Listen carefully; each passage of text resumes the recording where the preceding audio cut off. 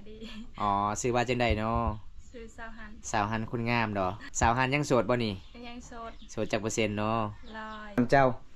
โอ้เวลาไปลิ้นเจ้าเข้าประตูก่อนเนาะถ้ามีผู้บ่าวอยากทักหาเจ้าก็ลิ้นเพจคือกันบ่สมมุติว่าหมู่บ้านน้องนี่ถ้ามีผู้บ่าวทักหานี่ต้องไปถามผู้บ่าวจุดใดจึงมีสัญญาณอยู่ผู้โอ้แสดงว่าอยู่เฮือนเจ้าบ่มีสัญญาณบ่มีสัญญาณอยู่เพิ่นก่อนขะดองแพงบ่บ่แพงบ่แพงสิเอาเท่าใดแท้น้องเขาอยากหายเนาะโอ้สำคัญที่สุดคือใจเนาะนางกดเอาเพราะวาสนาเฮาแค่อุ้มพาไม่ดาวสกอตไทยนี่ผมมาแต่คนโสดอ๋อคมมาแต่คนโสดเนาะโดยนี่หาพอได้จักจีบก็คือจีบได้คือเก่าเนาะได้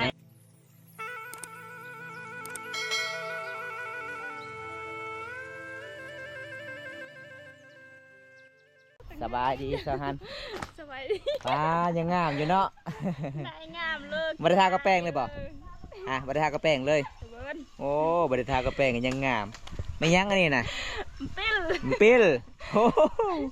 ปิลคือมะขามไปน้องเลยอ้าวเจ้าบริซอยเวียกคือสาวแมวบ่บริซอยบ่เขาเจ้าบอกบ่เบิร์นอ๋ออ๋อบริทึกเนาะบ่แม่นพี่น้องกันทุกคนเป็นสาวสวยประจำหมู่บ้านนางเอกเก่ากับบอมตาโดนแล้วบ่ได้ไปเยี่ยมไปยามน้องนะทุกคนเห็นน้องมื้อนี้ก็ทักทายน้องเก็บมะขามพี่น้องน้องว่าจะกินส้มแห้งได้ภาษามังกรเอิ้นว่าปิ้ลมื้อนี้ก็คือสาวฮันกลับมาบ้านนะทุกคนตอนนั้นน้องไปเฮ็ดงานด้วยทุกคนไปเฮ็ดงานน้องมื้อนี้น้องหาได้พ่อน้องคือเก่าเอ้าทุกคนได้พ่อสาวฮันตอนนี้บอมตาก็สิไปเยี่ยมไปยามน้องอยู่เฮือนอยู่ศาลก่อนเด้อทุกคนอันนี้เป็นบ้านน้องคือเก่า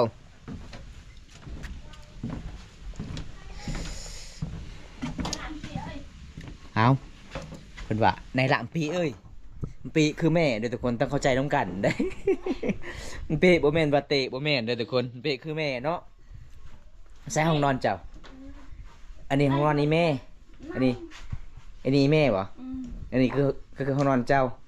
โอ้เวลาไปลิ้นเจ้าเข้าประตูก่อนเนาะแล้วแม่เจ้าบ่สบายโอ้กับบันทึกยาคอยมาบ่สบายจักมือเลยไอ้แม่ไม่ได้ไปกวดอยู่ห้องหมอป่ะอะไรมาตัวนั่นไอ้บนขวดโอ้เพราะว่าหมู่บ้านมันไกลไอ้แม่เพิ่นว่าไม่ได้กวดอยู่ในโรงพยาบาลนะทุกคนเพื่อจะเดินทาง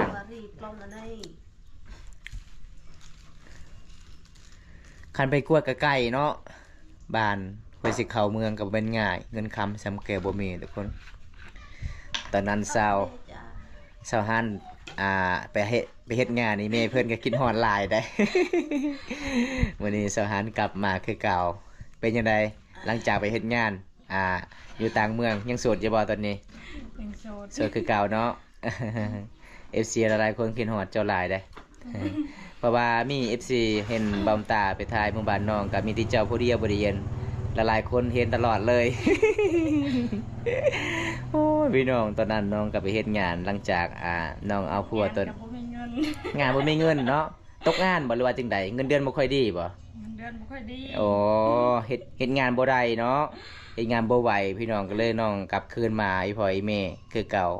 เจ้าไปเฮ็ดงานตกประมาณ4เดือนเนาะฮอดบ่4เดือน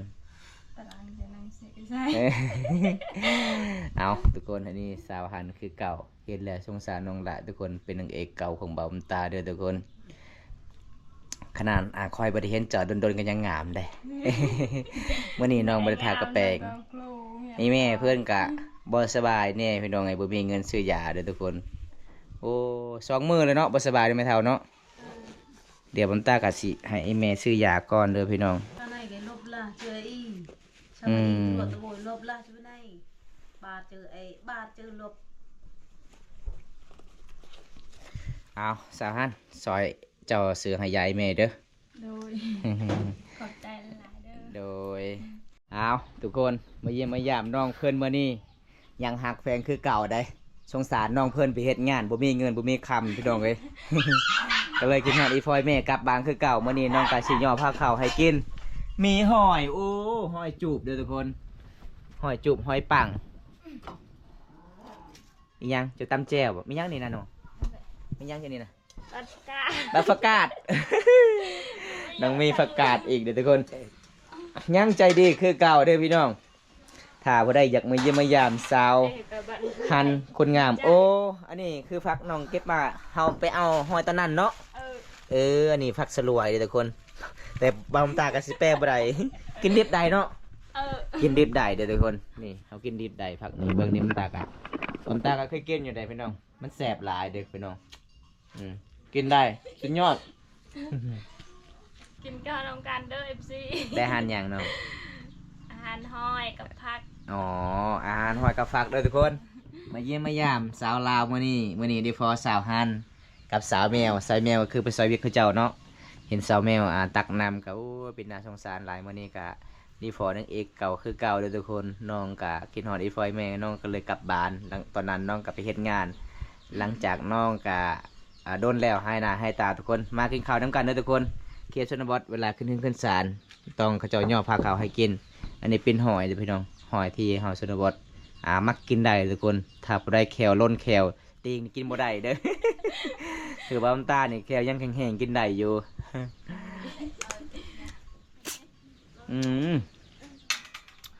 พอได้แกงหอยเจ้าบ่แซ่บเด้อ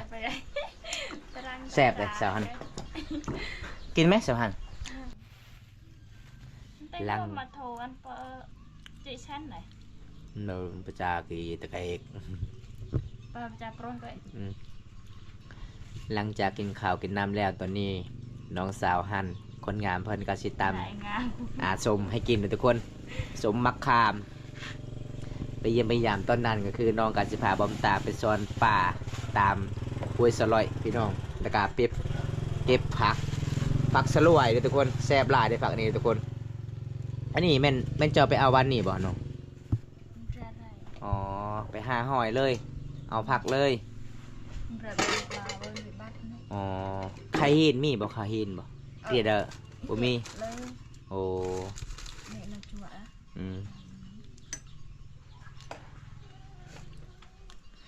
นี่ทุกคนถ้าว่าได้จะกินส้มมาเด้อบานเสาหันคนงามด้วยทุกคนไอ้ตอนนี้อายุจักปีแล้วสะหันตอนนี้18แล้วบ่ตอนนั้นเท่าไรตอนนั้น17เนาะตอนนั้นเนาะ18แล้วตอนนี้อายุ18คือสาวแมวประมาณอายุ17 ปีเด้สาวแมวเด้มาอมตามาตอนนี้สาวแมวเริ่มใหญ่ๆเลยเด้ ตอนนั้นยังน้อยย้อนแกได้ใส่ได้ปุ๊บ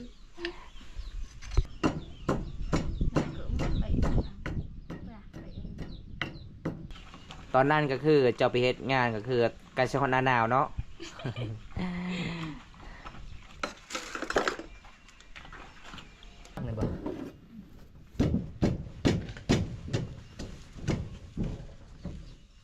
แต่เขาแต่อาติเขาไงมันจะเห็นไปตาทิพย์จีนะได้จะจุกคำ เรียกเจ้าเลยจ้ะ แล้วจากลาน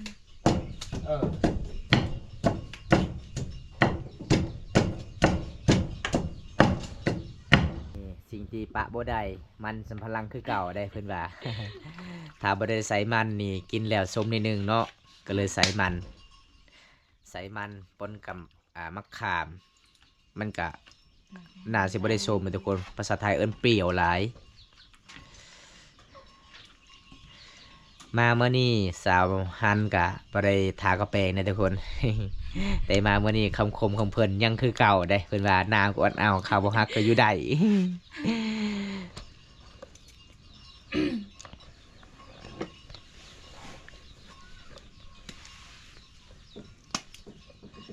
คำปงยวนน่ะได้จานนึงแบบนั้นได้มันคอใจทักปองให้เบิ่มยุนชอบ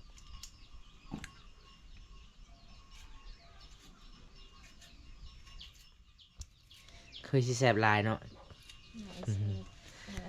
คนงามตามมียังกระแสบเด้นี่เลยทุกคนฝีมือสาวหันคนงามเด้อ สาวฮันหมู่บ้านเซเบอร์ต่อบอมตาทายตอนแรกๆก็คือน้องคนนี้แหละพี่น้องในหมู่บ้านเลยหลังจากนั้นบอมตากับทายสาวเมียวแล้วก็สาวอาเวียนแล้วก็มีสาวหอมสาวแวนสาวทรีสาวโกมสาวไอ้หยังนั่นน่ะทั้งหมดโกมเลยสาว มันจะด่ามา มาเตอร์ซาวเตอร์นะ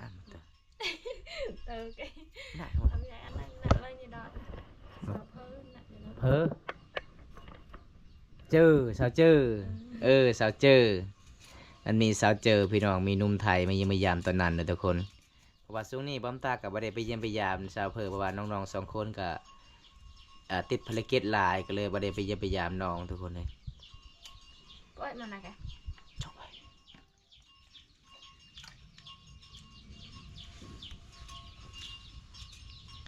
ถ้าพระอยากกินฝีมือก็มาเด้อแสบหลายเด้อพี่น้องเอ้ย ไหนแซ่บ กินแล้วก็คือแรงเข้าป่าเด้อ หมู่บ้านบ่มีห้องน้ เปิดเกระเปิดจุกรวง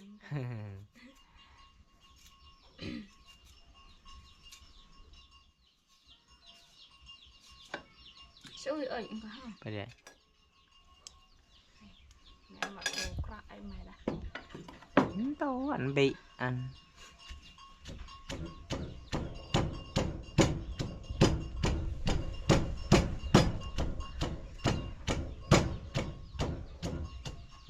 ฉันกับบัวเล็กว่าอันตะ แซ่บป่ะ และแม่ แต่แม่ เป็นบ่าบ่แซ่บทุกคนแต่แม่คือบ่แซ่บได้แซ่บเลยเนาะคอยเบิ่งแซ่บแล้วเจ้าตำนี่ฝีมือเจ้านี่เก่งเจ้าแกงหอยก็เก่งเด้ใส่มะเขือเติมใส่เนาะให้มันเผ็ดๆนิดนึงอื้อหือ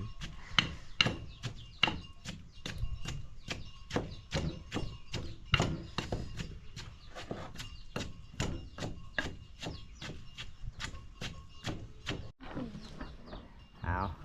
มาเด้อทุกคน ตอนนี้สาวหั่นตำมาลึกลอยหน้าตาเป็นแบบนี้เด้อันนี้คือมะขามใส่กับมันสำปะหลังแล้วก็ใส่กับผักเตรียมอันนี้บุมีขิงถ้ามีขิงโอ้ยน่าจะแซ่บหลายทุกคนนี่มาเดี๋ยวซีเด้อสาวหั่นมากินส้มน้ำกันเด้อ กินโซนน้ำกันเด้อ FC นี่ยังจือเก่ายังจืออยู่บ่วะ เจอ เอามาพี่น้องกินน้ำกันโอ้ยแสบหลายเบิ้มบำตาเอาไล่ๆเลยกินอิ่มไวกินแล้วคือแรงเข้าป่าเด้อทุกคน แปะ แซ่บ ไปไป แซ่บหลายแซ่บเลยทุกคนครับเคยกินมันแซ่บเลยทุกคนคือพี่น้องของพังไทยบ่เคยกินน่าจะชมหลาย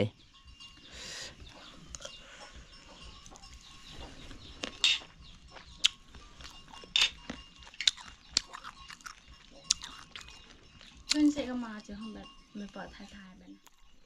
บากระเมาหลังจากกินสมแล้ว ตอนนี้สาวฮันคนงามเพิ่นกะสีลังโคกได้ลังบ่วงพี่น้องเอ้ยสาวโสดเคียวสุนบดขยันหลายเด้ออันนี้จะเป็นนางเอกเก่าของเบาตาพี่น้องตอนนั้นน้องไปเฮ็ดงานก็เลยมื้อนี้ก็ได้ฟอน้องอยู่เฮือนอยู่ศาลก็เลยตามติดวิถีชีวิตน้องมื้อนี้น้องยังโสดคือเก่าเนาะยังโสดคือเก่าหัวใจยังว่างคือเก่าเด้อทุกคนถ้าผู้ใดอยากสนใจน้องก็คือทักมาได้น้องมีโทรศัพท์เลยบ่มีแล้วเนาะตอนนั้นก็คือน้องบ่มีโทรศัพท์เพย์เลยเนาะก็เลยมื้อนี้ถ้าบ่ได้อยากทักหาน้องก็คือสามารถทักหาได้เลยทุกคนยังโสดยังสิงคือเก่าเด้อนี่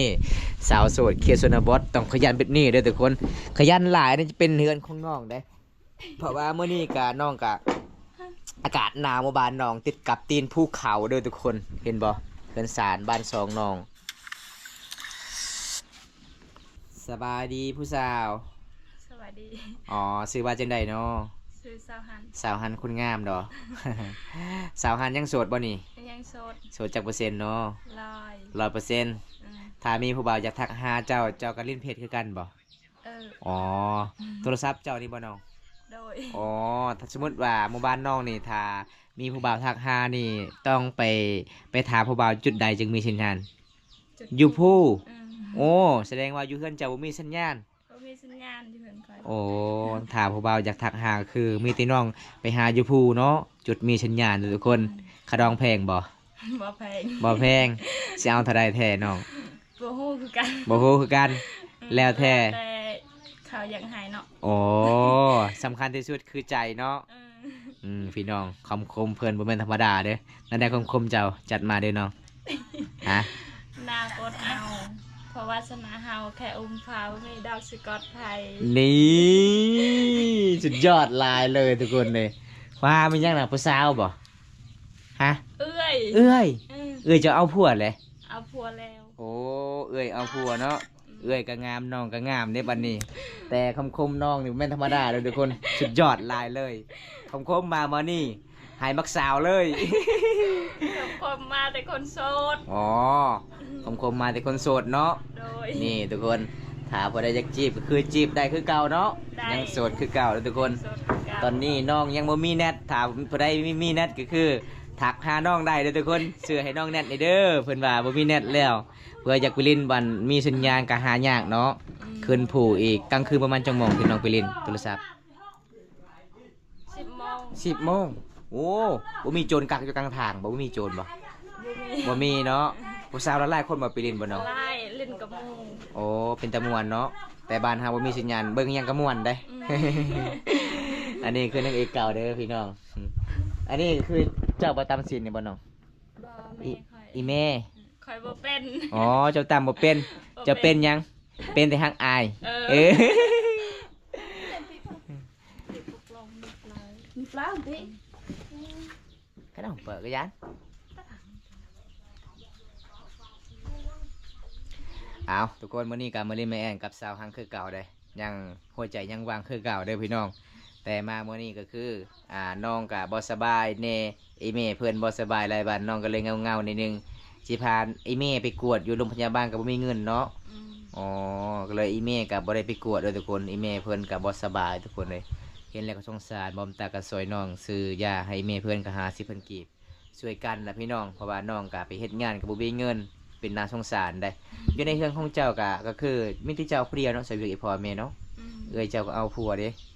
มีแต่น้องชายบ่ น้องชายบ่ได้เฮ็ดเวียก ไปใส่เมดน้องชายเจ้าบ่ได้เฮ็ดเวียก คนหนึงไปทำงาน อ๋อคนหนึงเด้ คนหนึ่งอยู่เพื่อนแต่บ่ได้เฮ็ดเวียก โธ่ บ่ได้ซอย บ่ได้ซอยเลย โอ้บ่แม่นน้องบ่แม่นน้องเจ้าติดผู้สาวบ่คือว่าเราบ่ได้ซอย บ่ได้ติดผู้สาวเขาติดยา ติดยา อืม อ๋อก็เลยบ่ได้ซอยพ่อแม่เลยอ๋อคันเจ้าเอา กินข้าวละลาเลยบ่ได้เฮ็ดหยัง โอ้โดยแสดงว่ามีแต่น้องผู้เดียวซอยเนาะ อืม แสดงว่าเจ้านี่เป็นเสาหลักของครอบครัวเลย ยังได้หมู่เจ้ายั่งอยู่บ่หมู่เจ้าตัวหนึงตอนนั้นตอนค่อยไปยิมไปยามตัวนั้นนะตายหรือว่าหมู่เจ้านะ หยัง ยังโอ้ได้ลูกเลยบ่น้องเกิดลูกเลยบ่ บ่ โอ้ยังตัวหนึงกันแหละ อืม โอ้พี่น้องเอ้ยหมู่ของสาวหันตอนนั้นยังน้อยๆเลยเพิ่นเลี้ยงมาประมาณ3 เสาเฮือนนะทุกคน ตอนนี้เป็นตัวแม่เลยบ่หมู่เจ้านะ ยาวเลย อะไรไม่เลย คิดว่าไม่ เอา โอ้หมูควายนั่นตายแล้ว ตายแล้วโอ้ นี่แล้วคนสิเลี้ยงเขา โอ้โดยเพิ่นว่าหมู่ยัง คอยคิดว่าสามี โอ้คอยได้คิดว่าเจ้าคอยได้น้องได้คิดว่าบอมตาถามหมู่เพื่อนเจ้า อืม อ๋อเจ้าก็เลยว่าตอบยังอยู่ เอาพี่น้องเวลาเห็นน้องอารมณ์ดีเลยทุกคนนี่เป็นตาม่วนตาหักหลายเลย โอ้ไปนำเมียเนาะเจ้าเนาะบ่ได้เบิ่งทุกคนเมียไปก่อนกับลูกสาวชวนผัวไปนำได้เกี่ยวชนบทแบบนี้ล่ะพี่น้องเอ้ยพี่ยันเมียไปตักน้ำบักโดนๆเด้เพราะว่า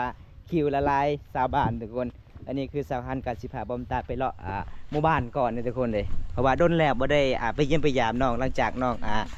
หายหน้าหายตาตกประมาณ7 เดือน8 เดือนแล้วทุกคน อันนี้ร้านเจ้าปะ อืม โอ้ขอยได้คิดว่าลูกเจ้าบ่แม่นเนาะ บ่แม่นลูกเด้อทุกคน มื้อนี้อากาศร้อนหลายเด้อทุกคนร้อนหลายเลยพี่น้องเอาอันนี้ คือหมู่บ้านสวุพี่น้องหมู่บ้านสวุเป็นหมู่บ้านน้องทุกสุขกับตัวเมืองทุกคนเพราะว่าเฮือนสายบ้าน2เขาเจ้าก็ละลายจะเป็นเฮือน8ละลายคนเลยทุกคนเห็นบ่พี่น้อง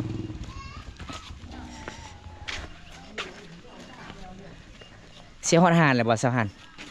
ฮอดเลยเนาะฮอดจุดนี้เนาะเขาเจ้าก็ขายขนมขายเครื่องของ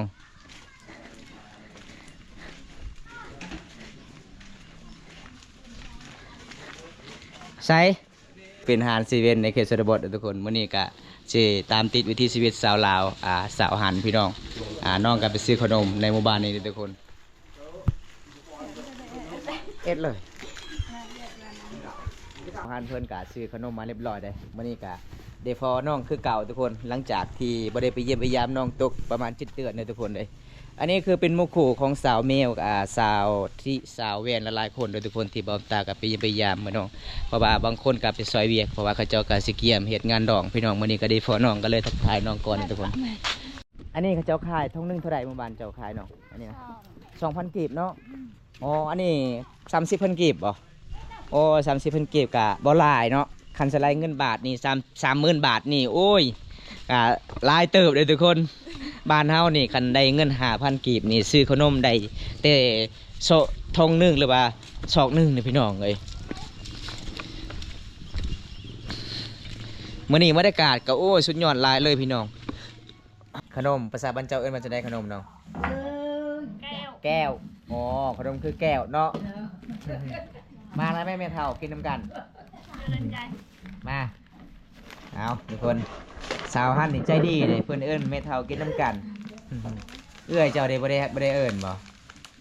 โอ้เอื้อยเจ้ายันพัวเราหายเนาะ ยันพวกไข่ คากเป็นทุกคนภาษามังกรยันพวกไข่เป็นว่าเอา เจ้าเต่า เป็นยังไงสาวฮันแซ่บบ่กินขนม แซ่บ แซ่บเนาะภาษาบ้านเฮาเอิ้นว่าจังได้ขนม แก้ว แก้ว มื้อนี้ก็สิตามติดวิถีชีวิตสาวหันคือเก่าเด้อทุกคนมื้อนี้เห็นน้องก็สงสารน้องหลายอีเมเพิ่นก็บ่สบายอีกส่วนแม่เฒ่าเพิ่นก็ไปจอบเบิ่งอีเมเพิ่นบ่สบายเด้เขียนชนบทแบบนี้ล่ะพี่น้องอีเมเพิ่นก็บ่ได้ไปกวดอยู่โรงพยาบาลบ่มีเงินก็เลยให้มันเศร้าอยู่แบบนี้ตลอดเนาะสหันเนาะอ๋อจะได้อ้ายก็ขอขอบใจหลายเด้อที่พาอ้ายได้รับชมแล้วก็เลาะหมู่บ้านแล้วก็